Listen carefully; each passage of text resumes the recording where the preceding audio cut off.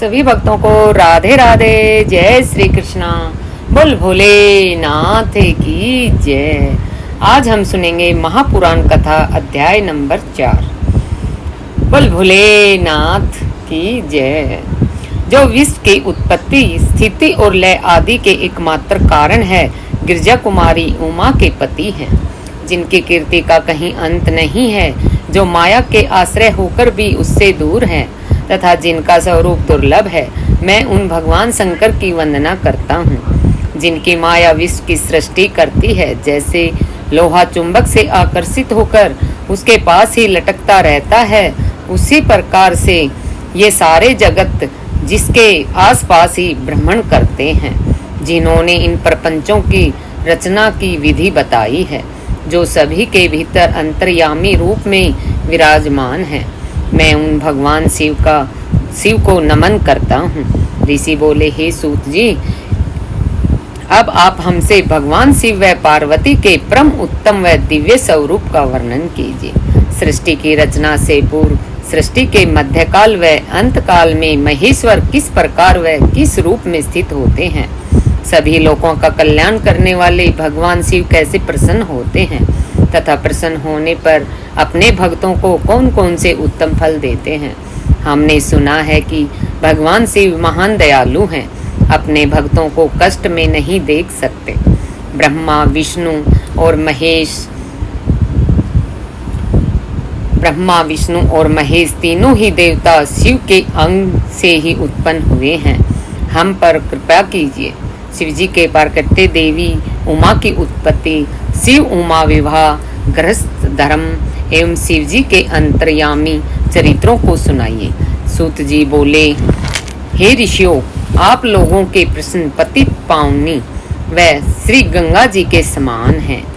ये सुनने वाले, कहने वाले और पूछने वालों, इन तीनों को पवित्र करने वाले हैं। आपकी इस कथा को सुनने की आंतरिक इच्छा है, इसलिए आप धन्यवाद के पात्र हैं। हे ब्राह्मणों, भगवान शंकर का रूप साधु, राजसी और तामसी तीनों प्रकृति के मनुष्य को सदा आनंद प्रदान करने वाला है। वे मनुष्य जिनके मन में कोई तृष्णा नहीं है, ऐसे ऐसे महात्मा पुरुष भगवान शिव के गुणों का ज्ञान करते हैं, क्योंकि शिव की भक्ति मन और कानों को प्रिय लगने वाली है और संपूर्ण मनोरथों को देने वाली है। हे ऋषियों, मैं आपके प्रश्नों के अनुसार ही शिव के चरित्रों का वर्णन करता हूँ। आप उसे आदर पूर्वक स्मरण करें। आपके प्रश्नों के अनुसार ही नारद जी ने अपने पिता ब्रह्मा जी से ये प्रश्न किया था। तब ब्रह्मा जी ने प्रसन्न होकर शिव चरित्र सुनाया था। उसी संवाद को मैं तुम्हें सुनाता हूँ, क्योंकि उस संवाद में भवसागर से मुक्त कराने वाले गौरीश के अनेकों आश्चर्यमयी लीलाएं वर्णित हैं। सूत जी बोले, हे ऋषियों, एक समय की बात है, ब्रह्मा पुत्र नारद जी हिमालय पर्वत की ओर एक गुफा में बहुत दिन तक तपस्या कर रहे थे। उन्होंने दृढ़ता पूर्वक समाधि लगाई थी और तप करने लगे थे। उनके उग्र तप का समाचार पाकर देवराज इंद्र कांप उठे। उन्होंने सोचा कि नारद मुनि मेरे स्वर्गलोक को छीन ना लें। यह ख्याल आते ही इंद्र ने उनकी तपस्या में विघ्न डालने की कोशिश की। उन्होंने कामदेव को बुलाया और कहने लगे, हे कामदेव, तुम मेरे परम मित्र एवं हितैषी हो। नारद हिमालय पर्वत की गुफा में बैठकर तपस्या कर रहा है। कहीं ऐसा न हो कि वह वरदान में ब्रह्मा जी से मेरा स्वर्ग का राज्य ही मांग बैठे। अतः तुम वहां जाकर उसका तप भंग कर दो। यह आज्ञा पाकर कामदेव वसंत के साथ लेकर बोल भोलेनाथ की जय, बोल मुनि नारद की जय। यह आज्ञा पाकर कामदेव वसंत को साथ ले बड़े गर्व से उस स्थान पर गए और अपनी सारी कलाएं रच डाली। कामदेव और वसंत के बहुत प्रयत्न करने पर भी नारद मुनि के मन में कोई भी विकार उत्पन्न नहीं हुआ। महादेव जी के अनुग्रह से उन दोनों का गर्व चूर्ण हो गया। ऐसा इसलिए हुआ क्योंकि महादेव जी की कृपा से नारद मुनि पर कामदेव का कोई प्रभाव नहीं पड़ा था। पहले उस आश्रम में भगवान शिव ने भी तपस्या की थी। उसी स्थान पर उन्होंने ऋषि मुनियों की तपस्या का नाश करने वाले कामदेव को वशम कर डाला था। कामदेव को वशम देखकर उनकी पत्नी रति ने बिलखते हुए भगवान शंकर से उन्हें जीवित करने की प्रार्थना की थी तथा सभी देवता भी शिव जी से प्रार्थना करने लगे तो भगवान महादेव जी ने कहा था कि तुम कुछ समय पश्चात कामदेव स्वयं जीवित हो जाएंगे, किंतु इस स्थान पर और उसके आसपास जहाँ तक वसंत दिखाई देती है वहाँ तक की पृथ्वी पर कामदेव की माया और काम बाण का कोई प्रभाव नहीं पड़ेगा। इस प्रकार उस स्थान से कामदेव लज्जित होकर वापस लौट आए। देवराज इंद्र ने जब यह सुना कि नारद जी पर कामदेव का कोई प्रभाव नहीं पड़ा तो उन्होंने नारद जी की खूब प्रशंसा की। भगवान शिव की माया के कारण वे भूल गए थे कि शिव जी के शाप के कारण उस स्थान पर कामदेव की माया नहीं चल सकती। नारद जी भगवान शिव की कृपा से बहुत समय तक तपस्या करते रहे। अपने तप को पूर्ण हुआ समझकर नारद जी उठे तो उन्हें कामदेव पर विजय प्राप्त करने का ध्यान आया। तब उन्हें मन ही मन इस बात का घमंड हुआ कि उन्होंने कामदेव पर विजय प्राप्त कर ली है। इस प्रकार अभिमान से उनका ज्ञान नष्ट हो गया। वे यह समझ नहीं सके कि कामदेव के पराजित होने में भगवान शंकर की माया थी। तब वे अपनी काम विजय की कथा सुनाने के लिए शीघ्र ही कैलाश पर्वत पर जा पहुँचे और भगवान शिव को नमस्कार करके अपनी तपस्या की सफलता का समाचार तथा कामदेव पर विजय प्राप्त करने का समाचार कह सुनाया। यह सब सुनकर महादेव जी ने नारद की प्रशंसा करते हुए कहा, हे नारद जी, आप परम धन्य हैं, परंतु मेरी एक बात याद रखना कि यह समाचार किसी अन्य देवताओं को मत सुनाना, विशेषकर भगवान विष्णु से तो इस बात को कदापि न कहना। यह वृत्तांत सबसे छिपा कर रखने योग्य है। तुम मेरे प्रिय हो, इसलिए मैं तुम्हें यह आज्ञा देता हूँ कि यह बात किसी के सामने प्रकट मत करना। परंतु वे तो शिव की माया से मोहित हो चुके थे, इसलिए उनकी दी शिक्षा को ध्यान में न रखते हुए वे ब्रह्मलोक चले गए। वह ब्रह्मा जी को नमस्कार कर बोले, मैंने अपने तपोबल से कामदेव को जीत लिया है। यह सुनकर ब्रह्मा जी ने भगवान शिव के चरणों का चिंतन करके सारा कारण जान लिया तथा अपने पुत्र नारद को यह सब किसी और से कहने के लिए मना किया। नारद के मन में अभिमान के अंकुर उत्पन्न हो गए थे, जिसके फल स्वरूप उनकी बुद्धि नष्ट हो गई थी। वे तो तुरंत विष्णु लोक पहुंचकर भगवान विष्णु को यह सारा किस्सा सुनाना चाहते थे। अतः शीघ्र ही वे ब्रह्मलोक से चल दिए। नारद मुनि को आता देखकर भगवान विष्णु सिंहासन से उठ खड़े हुए। उन्होंने नारद को गले लगा लिया और आदर सहित आसन पर बैठाया। भगवान शिव के चरणों का स्मरण करने भगवान विष्णु ने नारद जी से पूछा, नारद जी, आप कहाँ से आ रहे हैं और इस लोक में आपका शुभागमन किस लिए हुआ है? यह सुनकर नारद जी ने अहंकार सहित अपने तप के पूर्ण होने एवं कामदेव पर विजय प्राप्त करने का समस्त हाल उन्हें कह सुनाया। भगवान विष्णु काम के विजय के असली कारण को समझ चुके थे।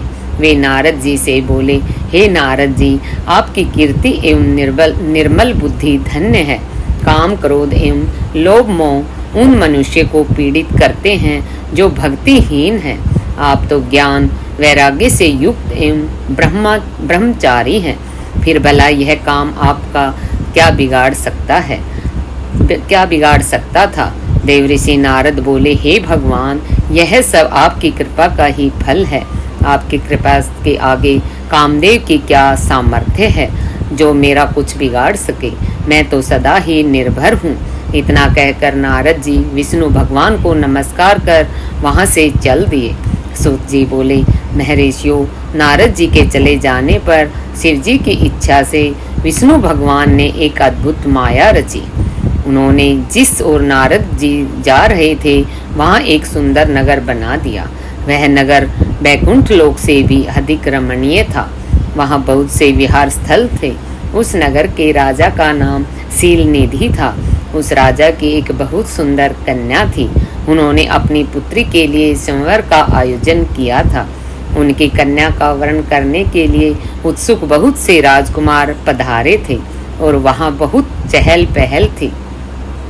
इस नगर की शोभा देखते ही नारद जी का मन बोल बोल भोलेनाथ की जय, बोल मैया पार्वती की जय, बोल नारद मुनि की जय, बोल विष्णु भगवान की जय, बोल लक्ष्मी मैया की जय। ओम नमः शिवाय। नमस्तुभ्यं नमस्तुभ्यं नमस्तु। इस नगर की शोभा देखते ही नारद जी का मन मोहित हो गया। जब राजा शीलनिधि ने नारद जी को आते देखा तो उन्हें सादर प्रणाम करके स्वर्ण सिंहासन पर बैठाकर उनकी पूजा की। फिर अपनी देव सुंदरी कन्या को बुलाया। उसने महर्षि के चरणों में प्रणाम किया। नारद जी से उसका परिचय कराते हुए शीलनिधि ने निवेदन किया कि महर्षि, यह मेरी पुत्री श्रीमती है। इसके स्वयंवर का आयोजन किया गया है। इस कन्या के गुण दोषों को बताने की कृपा कीजिए। राजा के ऐसे वचन सुनकर नारद जी बोले, राजन, आपकी कन्या साक्षात लक्ष्मी है। इसका भावी पति भगवान शिव के समान वैभवशाली, त्रिलोक विजयी वीर और कामदेव को भी जीतने वाला होगा। ऐसा कहकर नारद मुनि वहां से चल दिए। शिव के माया के कारण काम के वशीभूत होकर सोचने लगे कि राजकुमारी को कैसे प्राप्त करूं। स्वयंवर में आए सुंदर एवं वैभवशाली राजाओं को छोड़कर भला यह मेरा वरण कैसे करेगी। वे सोचने लगे कि नारियों को सौंदर्य बहुत प्रिय होता है। सौंदर्य को देखकर ही श्रीमती मेरा वरण कर सकती है। ऐसा विचार कर नारद जी फिर विष्णु लोक में जा पहुँचे और उन्हें राजा शीलनिधि की कन्या के स्वयंवर के बारे में बताया तथा उस कन्या के साथ विवाह करने की इच्छा व्यक्त की। उन्होंने भगवान विष्णु से प्रार्थना की कि वे अपना रूप उन्हें प्रदान करें ताकि श्रीमती उन्हें ही वरे। सूत जी कहते हैं, महर्षियों, नारद मुनि की ऐसी बात सुनकर भगवान मधुसूदन हंस पड़े और भगवान शंकर के प्रभाव का अनुभव करके उन्होंने इस प्रकार उत्तर दिया। भगवान विष्णु बोले, हे नारद, वहां आप अवश्य जाइए। मैं आपका हित उसी प्रकार करूंगा जिस प्रकार पीड़ित व्यक्ति का श्रेष्ठ वैद्य करता है, क्योंकि तुम मुझे विशेष प्रिय हो। ऐसा कहकर भगवान विष्णु ने नारद मुनि को वानर का मुख तथा शेष अंगों को अपना मनोहर रूप प्रदान कर दिया। तब नारद जी अत्यंत प्रसन्न होते हुए अपने आप को परम सुंदर समझकर शीघ्र ही स्वयंवर में आ गई और उस समय उस राज्य सभा में जा पहुँचे। उस सभा में रुद्रगण ब्राह्मण के रूप में बैठे हुए थे। नारद जी का वानर रूप केवल कन्या और रुद्रगणों को ही दिखाई दे रहा था। बाकी सबको नारद जी का वास्तविक रूप ही दिखाई दे रहा था। नारद मन ही मन प्रसन्न होते हुए श्रीमती की प्रतीक्षा कर रहे थे। आगे श्री सूत जी कहते हैं, हे ऋषियों, वह कन्या हाथ में जयमाला लिए अपनी सखियों के साथ स्वयंवर में आई। उसके हाथों में सोने की सुंदर माला थी। वह शुभ लक्षणा राजकुमारी लक्ष्मी के समान अपूर्व शोभा पा रही थी। नारद मुनि का भगवान विष्णु जैसा शरीर और वानर जैसा मुख देखकर कुपित हो गई और उनकी ओर से दृष्टि हटाकर मनोवांछित वर की तलाश में आगे चली गई। सभा में अपने मनपसंद वर को न पाकर वह उदास हो गई। उसने किसी के भी गले में वरमाला नहीं डाली। तभी भगवान विष्णु राजा की वेशभूषा धारण कर वहां आ पहुंचे। विष्णु जी को देखकर ही उस परम सुंदरी ने उनके गले में वरमाला डाल दी। विष्णु जी राजकुमारी को साथ लेकर तुरंत अपने लोक को चले गए। यह देखकर नारद जी विचलित हो गए। तब ब्राह्मणों के रूप में उपस्थित रुद्रगणों ने नारद जी से कहा, हे नारद जी, आप व्यर्थ ही काम से मोहित हो सौंदर्य के बल से राजकुमारी को पाना चाहते हैं। पहले जरा अपना वानर के समान मुख तो देख लीजिए। सूत जी बोले। यह वचन सुनकर नारद जी को बड़ा ही आश्चर्य हुआ। उन्होंने दर्पण में अपना मुंह देखा। वानर के समान मुख को देखकर वे अत्यंत क्रोधित हो उठे तथा दोनों रुद्रगणों को श्राप देते हुए बोले, तुमने एक ब्राह्मण का मजाक उड़ाया है, अतः तुम ब्राह्मण कुल में पैदा होकर भी राक्षस बन जाओगे। यह सुनकर वे शिवगण कुछ नहीं बोले, बल्कि इसे भगवान शिव की इच्छा मानते हुए उदासीन भाव से अपने स्थान को चले गए और भगवान शिव की स्तुति करने लगे। ऋषि बोले, हे सूत जी, रुद्रगणों के चले जाने पर नारद जी ने क्या किया और वे कहाँ गए, इस सब के बारे में भी हमें बताइए। सूत जी बोले कि हे ऋषियों, माया से मोहित नारद जी उन दोनों शिवगणों को साप देकर भी मोहवश कुछ जान न सके। तत्पश्चात क्रोधित होते हुए वे तालाब के पास पहुंचे। वहां जल में पुनः अपनी परछाई देखी तो उन्हें फिर वानर जैसी आकृति दिखाई दी। उसे देखकर नारद जी को और अधिक क्रोध चढ़ गया और वे सीधे विष्णु लोक की ओर चल दिए। वहां पहुंचकर भगवान विष्णु से वे बोले, हे हरि, तुम बड़े दुष्ट हो। अपने कपट से विष को मोहने वाले तुम दूसरों को सुखी होता नहीं देख सकते। तभी तो तुमने सागर मंथन के समय मोहिनी का रूप धारण कर दैत्यों से अमृत का कलश छीन लिया था और उन्हें अमृत की जगह मदिरा पिलाकर पागल बना दिया था। यदि उस समय भगवान शंकर दया करके विष को न पीते तो तुम्हारा सारा कप प्रकट हो जाता। तुम्हें कपटपूर्ण चालें अधिक प्रिय हैं। भगवान महादेव जी ने ब्राह्मणों को सर्वोपरि बताया है। आज तुम्हें मैं ऐसी सीख दूंगा जिससे तुम फिर कभी कहीं भी ऐसा कार्य नहीं कर सकोगे। अब तक तुम्हारा किसी शक्तिशाली मनुष्य से पाला नहीं पड़ा है, इसलिए तुम निडर बने हुए हो, परंतु अब तुम्हें तुम्हारी करनी का पूरा फल मिलेगा। माया मोहित नारद जी क्रोध से खिन्न थे। वे भगवान विष्णु को श्राप देते हुए बोले, विष्णु, तुमने स्त्री के लिए मुझे व्याकुल किया है। तुम सभी को मोह में डालते हो। तुमने राजा का रूप धारण करके मुझे छला था, इसलिए मैं तुम्हें शाप देता हूँ कि तुम्हारे जिस रूप में कपट पूर्वक मुझे छला है, तुम्हें वही रूप मिले। तुम राजा होगे और इसी तरह स्त्री का वियोग भोगोगे जिस तरह से मैं भोग रहा हूँ। तुमने जिन वानरों के समान मेरी आकृति बना दी है, वही वानर तुम्हारी सहायता करेंगे। तुम दूसरों को स्त्री वियोग का दुख देते हो, इसलिए तुम्हें भी यही दुख भोगना पड़ेगा। तुम्हारी स्थिति अज्ञान से मोहित मनुष्य जैसी हो जाएगी। अज्ञान से मोहित नारद जी का श्राप विष्णु भगवान ने स्वीकार कर लिया। तत्पश्चात उन्होंने महालीला करने वाली मोहिनी माया को समाप्त कर दिया। माया के जाते ही नारद जी का खोया हुआ ज्ञान लौट आया और उनकी बुद्धि पहले की तरह हो गई। उनकी सारी व्याकुलता चली गई और मन में आश्चर्य उत्पन्न हुआ। यह सब जानकर नारद जी बहुत पछताने लगे और अपने को धिक्कारते हुए भगवान विष्णु के चरणों में गिर पड़े और उनसे क्षमा मांगने लगे। नारद जी कहने लगे कि मैंने अज्ञानवश होकर और माया के कारण आपको जो शाप दिया है वह झूठा हो जाए। भगवान, मेरी बुद्धि खराब हो गई थी, जो मैंने आपके लिए बुरे वचन अपनी जबान से निकाले। मैंने बहुत बड़ा पाप किया है। हे प्रभु, मुझ पर कृपा कर मुझे ऐसा कोई उपाय बताइए जिससे मेरा सारा पाप नष्ट हो जाए। कृपया कर मुझे प्रायश्चित का तरीका बताइए। बोल भोलेनाथ की जय। बोल विष्णु भगवान की जय। तब श्री विष्णु ने उन्हें उठाकर मधुर वाणी में कहा, हे महर्षि, आप दुखी न हो, आप मेरे श्रेष्ठ भक्त हैं, इसमें कोई संदेह नहीं है। नारद जी, आप चिंता मत कीजिए, आप परम धन्य हैं। आपने अहंकार के वशीभूत होकर भगवान शिव की आज्ञा का पालन नहीं किया था, इसलिए उन्होंने ही आपका गर्व नष्ट करने के लिए यह लीला रची थी। वे निर्गुण और निर्विकार हैं और सत्य, रज और तम आदि गुणों से परे हैं। उन्होंने अपनी माया से ब्रह्मा, विष्णु और महेश तीनों रूपों को प्रकट किया है।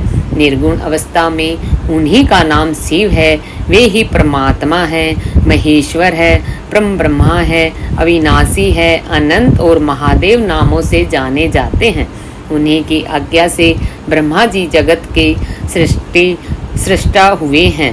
ये तीनों लोकों का पालन करता हूँ मैं तीनों लोकों का पालन करता हूँ और शिवजी रुद्र रूप में सबका संहार करते हैं। वे शिव स्वरूप सबके साक्षी हैं। वे माया से भिन्न और निर्गुण हैं। वे अपने भक्तों पर सदा दया करते हैं। मैं तुम्हें समस्त पापों का नाश करने वाला, भोग एवं मोक्ष प्रदान करने वाला उपाय बताता हूँ। अपने सारे शंकाओं एवं चिंताओं को त्याग कर भगवान शंकर की यश और कीर्ति का गुणगान करो और सदा अन्यन भाव से शिवजी के सतनाम स्त्रोत का पाठ करो, उनकी उपासना करो तथा प्रतिदिन उनकी पूजा अर्चना करो। जो मनुष्य शरीर, मन, वाणी द्वारा भगवान शिव की उपासना करते हैं उन्हें पंडित या ज्ञानी कहा जाता है। जो मनुष्य शिवजी की भक्ति करते हैं उन्हें संसार रूपी भव सागर से तत्काल मुक्ति मिल जाती है। जो लोग पाप रूपी दावानल से पीड़ित हैं उन्हें शिव नाम रूपी अमृत का पान करना चाहिए। वेदों का पूर्ण ज्ञान प्राप्त करने के पश्चात ही ज्ञानी मनुष्य ने शिवजी की पूजा को जन्म मरण रूपी बंधनों से मुक्त होने का सर्वश्रेष्ठ साधन बताया है। इसलिए आज से ही रोज भगवान शिव की कथा सुनो और कहा करो तथा उनका पूजन किया करो। अपने हृदय से भगवान शिव के चरणों की स्थापना अपने हृदय में भगवान शिव के चरणों की स्थापना करो तथा उनके तीर्थों में निवास करते हुए उनकी स्तुति कर उनका गुणगान करो। इसके बाद नारद जी, तुम मेरी आज्ञा से अपने मनोरथ की सिद्धि के लिए ब्रह्मलोक जाना। वहाँ अपने पिता ब्रह्मा जी की स्तुति करके उनसे शिव महिमा के बारे में पूछना। ब्रह्मा जी शिव भक्तों में श्रेष्ठ हैं। वे तुम्हें भगवान शंकर का महात्म्य और सतनाम स्त्रोत अवश्य सुनाएंगे। आज से तुम शिव भक्ति में लीन हो जाओ, वे अवश्य तुम्हारा कल्याण करेंगे। यह सुनकर विष्णु जी अंतर्ध्यान हो गए। सूत जी बोले, महर्षियों, भगवान श्री हरि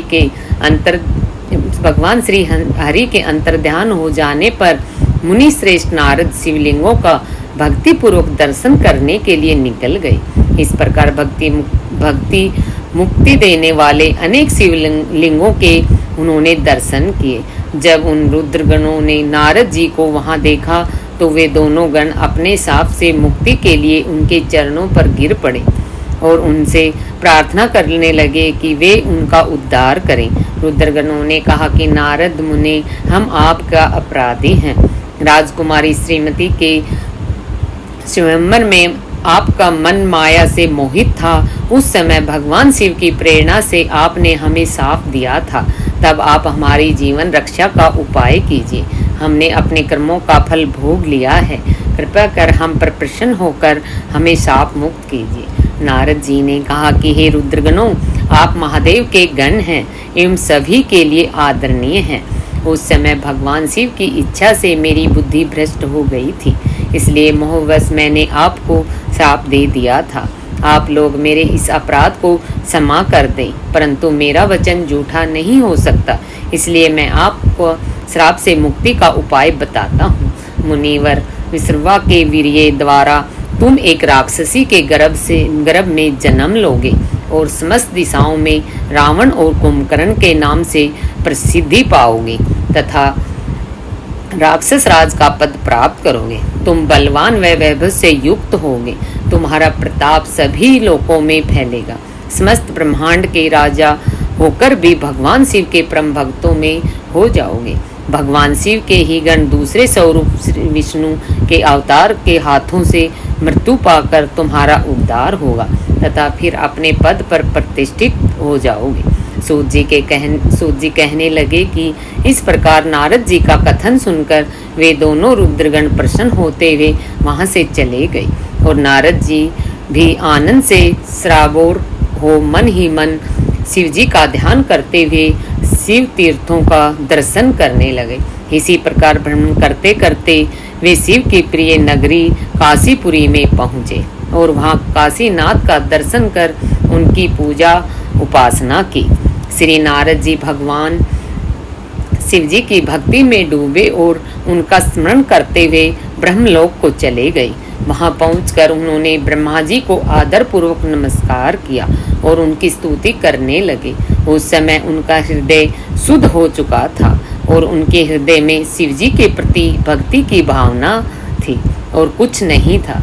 नारद जी बोले, हे पितामह, आप तो परम ब्रह्मा परमात्मा के स्वरूप को अच्छी प्रकार से जानते हो।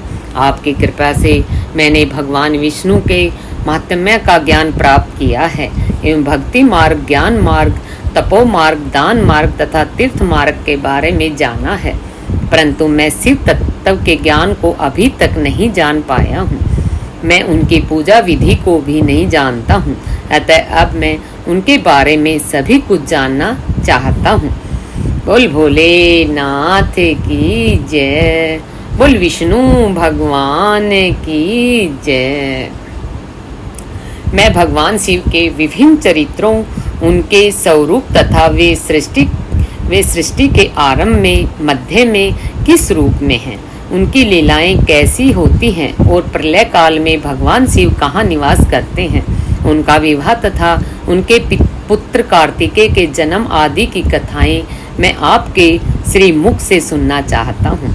भगवान शिव कैसे प्रसन्न होते हैं और प्रसन्न होने पर क्या क्या वर प्रदान करते हैं, यह संपूर्ण वृत्तांत को मुझे बताने की कृपा करें। अपने पुत्र नारद जी की ये बातें सुनकर पितामह ब्रह्मा बहुत प्रसन्न हुए। ब्रह्मा जी ने कहा कि हे नारद, तुम देव जगत के उपकार में लगे रहते हो। तुमने जगत के लोगों के हित के लिए बहुत उत्तम बात पूछी है, जिसके सुनने से मनुष्य के सब जन्मों के पापों का नाश होता है। उस परम ब्रह्मा शिव तत्व का वर्णन मैं तुम्हारे लिए कर रहा हूँ। शिव तत्व का स्वरूप बहुत सुंदर और अद्भुत है। जिस समय महाप्रलय आई थी और पूरा संसार नष्ट हो गया था तथा चारों ओर सिर्फ अंधकार ही अंधकार था, आकाश व ब्रह्मांड तारों व ग्रहों से रहित होकर अंधकार में डूब गए थे। सूर्य और चंद्रमा दिखाई देने बंद हो गए थे। सभी ग्रहों और नक्षत्रों का कहीं पता नहीं चल रहा था। दिन रात, अग्नि जल कुछ भी नहीं था। प्रधान आकाश और अन्य तेज भी शून्य हो गए थे। स्पर्श, गंध, रूप, रस का अभाव हो गया था। सत्य असत्य सब कुछ खत्म हो गया था। तब सिर्फ सत्य ही बचा था। उस तत्व को मुनिजन एवं योगी अपने हृदय के भीतर ही देखते हैं। वाणी, नाम, रूप, रंग आदि की वहाँ तक पहुँच नहीं है। उस ब्रह्मा के विषय में ज्ञान और अज्ञान से किए गए संबोधन के द्वारा कुछ समय बाद अर्थात सृष्टि का समय आने पर एक से अनेक होने के संकल्प का उदय हुआ। तब उन्होंने अपनी लीला से मूर्ति की रचना की।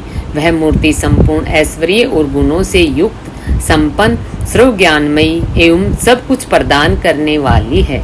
यही सदाशिव की मूर्ति है। सभी पंडित विद्वान इसी प्राचीन मूर्ति को ईश्वर कहते हैं। उसने अपने शरीर से स्वच्छ शरीर वाली एवं स्वरूप भूता शक्ति की रचना की। वही परम शक्ति प्रकृति गुणमयी और बुद्धि तत्व की जननी कहलाई। उसे शक्ति, अंबिका, प्रकृति संपूर्ण लोकों की जननी, त्रिदेवों की देव माता, नित्य और मूल कारण भी कहते हैं। उसकी 8 भुजाओं एवं मुख की शोभा विचित्र है। उसके मुख के समान चंद्रमा की कांति भी क्षीण हो जाती है। विभिन्न प्रकार के आभूषण एवं गतियां देवी की शोभा बढ़ाती हैं। वे अनेक प्रकार के अस्त्र शस्त्र धारण किए हुए हैं। सदाशिव को ही सब मनुष्य परम पुरुष, ईश्वर, शिव शंभु और महेश्वर कहकर पुकारते हैं। उनके मस्तक पर गंगा, भाल में चंद्रमा और मुख में 3 नेत्र शोभा पाते हैं। उनके 5 मुख हैं तथा 10 भुजाओं के स्वामी एवं त्रिशूलधारी हैं। वे अपने शरीर में भस्म लगाए हैं। उन्होंने शिवलोक नामक क्षेत्र का निर्माण किया है। यह परम पावन स्थान काशी नाम से जाना जाता है। यह परम मोक्षदायक स्थान है। इस क्षेत्र में परम आनंद रूप शिव पार्वती सहित निवास करते हैं। शिव और शिवा ने प्रलय काल में भी उस स्थान को नहीं छोड़ा, इसलिए शिवजी के इस नाम का आनंदवन रखा है। एक दिन आनंदवन में घूमते समय शिव शिवा के मन में किसी दूसरे पुरुष की रचना करने की इच्छा हुई। तब उन्होंने सोचा कि इसका भार किसी दूसरे व्यक्ति को सौंपकर हम यहीं काशी में विराजमान रहेंगे। ऐसा सोचकर उन्होंने अपने वाम भाग के 10वें अंग पर अमृत मल दिया, जिससे एक सुंदर पुरुष वहां प्रकट हुआ, जो शांत और सत्व गुणों से युक्त एवं गंभीरता का अथाय सागर था। उसके कांति इंद्रनील मणि के समान श्याम थी। उसका पूरा शरीर दिव्य शोभा से चमक रहा था तथा नेत्र कमल के समान थे। उसने हाथ जोड़कर भगवान शिव और शिवा को प्रणाम किया तथा प्रार्थना की कि मेरा नाम निश्चित कीजिए। यह सुनकर भगवान शिव हंसकर बोले कि सर्वत्र व्यापक होने से तुम्हारा नाम विष्णु होगा। बोल विष्णु भगवान की जय। तुम भक्तों को सुख देने वाले होगे। तुम यही स्थिर रहकर तप करो, वहीं सभी कार्यों का साधन है। ऐसा कहकर शिवजी ने उन्हें ज्ञान प्रदान किया तथा वहां से अंतर्ध्यान हो गई। तब शिवजी ने 12 वर्ष तक वहां दिव्य तप किया। तपस्या के कारण उनके शरीर से अनेक जलधाराएं निकलने लगी। उस जलधारा से सारा सोना आकाश व्याप्त हो गया। वह ब्रह्मा रूप जल अपने स्पर्श मात्र से पापों का नाश करने वाला था। उस जल में भगवान विष्णु ने स्वयं शयन किया। नार अर्थात जल में निवास करने के कारण ही वे नारायण कहलाए। तभी से उन महात्मा से सब तत्वों की उत्पत्ति हुई। पहले प्रकृति से महान और उससे 3 गुण उत्पन्न हुए तथा उनमें अहंकार उत्पन्न हुआ। उससे शब्द, स्पर्श, रूप, रस और गंध एवं 5 भूत प्रकट हुए। उनसे ज्ञानेन्द्रियां एवं कामेंद्रियां बनी। उस समय एकाकार 24 तत्व प्रकृति में प्रकट हुए एवं उनको ग्रहण करके परम पुरुष नारायण भगवान शिव की इच्छा से जल में सो गए। ब्रह्मा जी कहते हैं, हे देव ऋषि, जब नारायण जल में शयन करने लगे तब शिव जी की इच्छा से विष्णु जी की नाभि से एक बहुत बड़ा कमल प्रकट हुआ। उसमें असंख्य नाल दंड थे। वह पीले रंग का था और उसकी ऊंचाई भी कई योजन थी। कमल सुंदर, अद्भुत और संपूर्ण तत्वों से युक्त था। वह रमणीय और पुण्य दर्शनों के योग्य था। तत्पश्चात भगवान शिव ने मुझे अपने दाहिने अंग से उत्पन्न किया।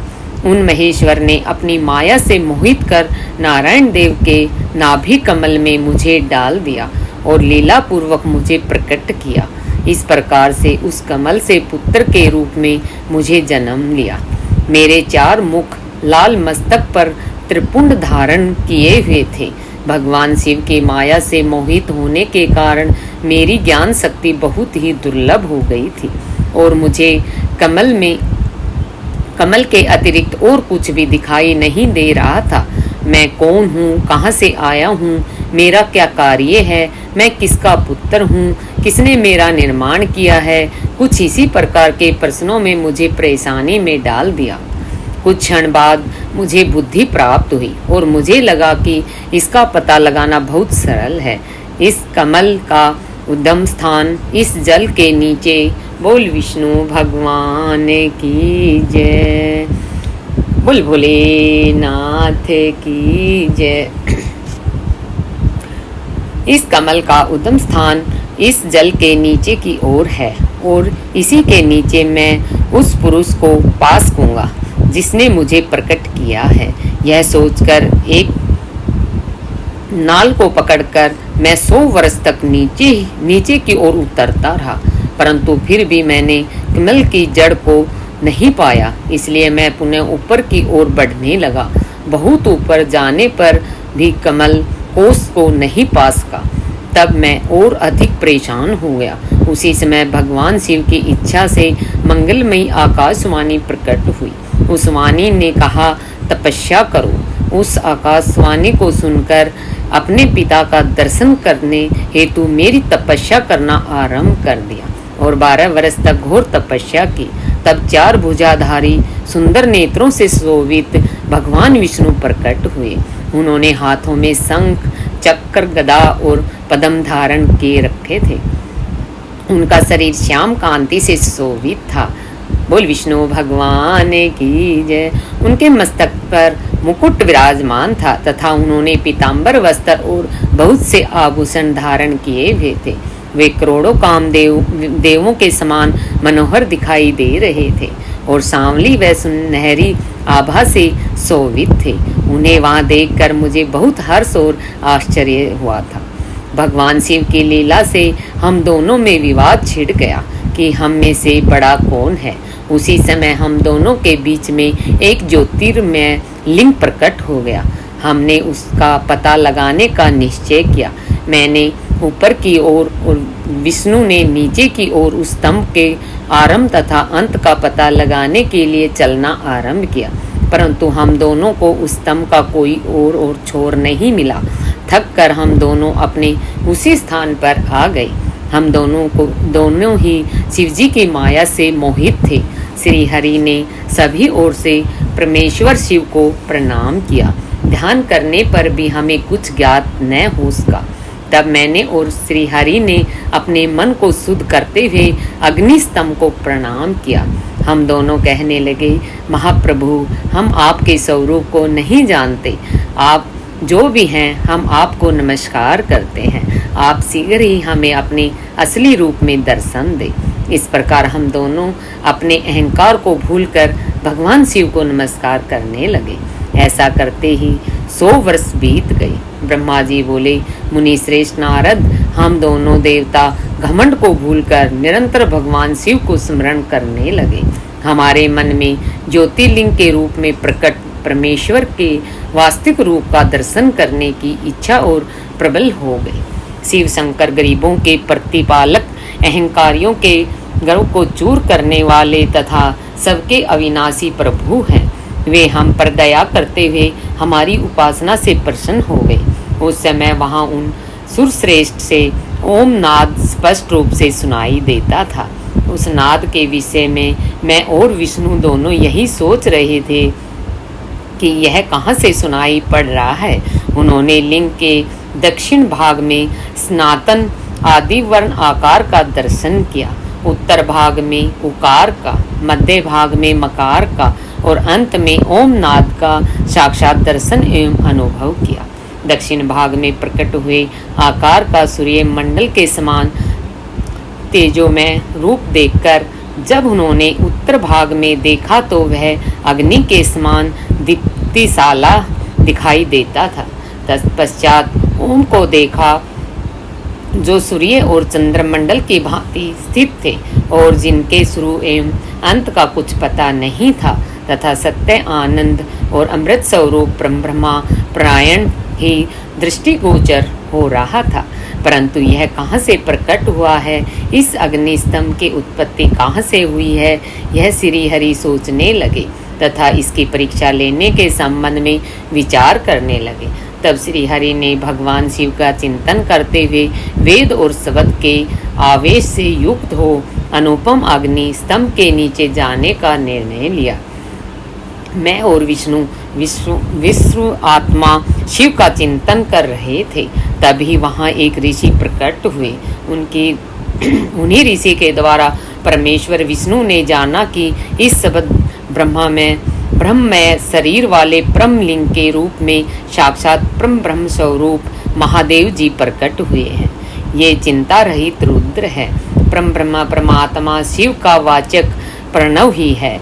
वह एक सत्य परम कारण, आनंद, कृत, प्रातपर और परम ब्रह्मा है। प्रणव के पहले अक्षर आकार से जगत के बीजभूत अर्थात ब्रह्मा जी का बोध होता है।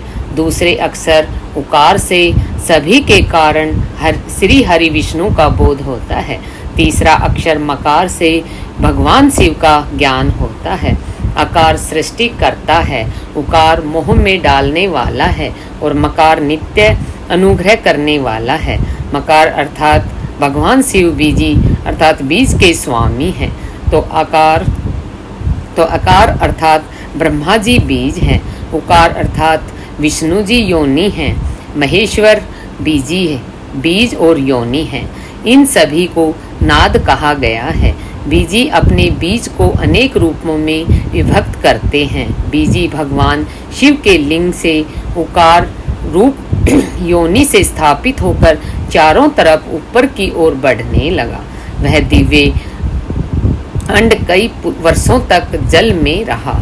हजारों वर्ष के बाद भगवान शिव ने इस अंड के 2 भागों में विभक्त किया। तब इसके 2 भाग में से पहला सुवर्णमय कपाल ऊपर की ओर स्थित हो गया, जिससे स्वर्गलोक उत्पन्न हुआ, तथा कपाल के नीचे के भाग से 5 तत्वों वाली पृथ्वी प्रकट हुई। उस अंड से चतुर्मुख ब्रह्मा उत्पन्न हुए, जो समस्त लोकों की सृष्टा हैं। भगवान महेश्वर ही ए उ व मैं त्रिविधि रूपों में वर्णित है, त्रिविध रूप में वर्णित है। इसलिए ज्योतिर्लिंग स्वरूप सदाशिव को ओम कहा गया है। इसकी सिद्धि यजुर्वेद में भी होती है। देवेश्वर शिव को जानकर विष्णु जी ने शक्ति संभूत मंत्रों द्वारा उत्तम महान अभ्युदय से शोभित भगवान शिव की स्तुति करनी शुरू कर दी। इसी समय मैंने और विश्वपालक भगवान विष्णु ने एक अद्भुत व सुंदर रूप देखा, जिसके 5 मुख, 10 भुजा, कपूर के समान गौरव वर्ण, परम कांति में अनेक आभूषणों से विभूषित, महान उदार, महावीर्यवान और महापुरुषों के लक्षणों से युक्त था, और जिसके दर्शन पाकर मैं और विष्णु धन्य हो गए। तब परमेश्वर महादेव भगवान प्रसन्न होकर अपने दिव्यमय रूप में स्थित हो गए।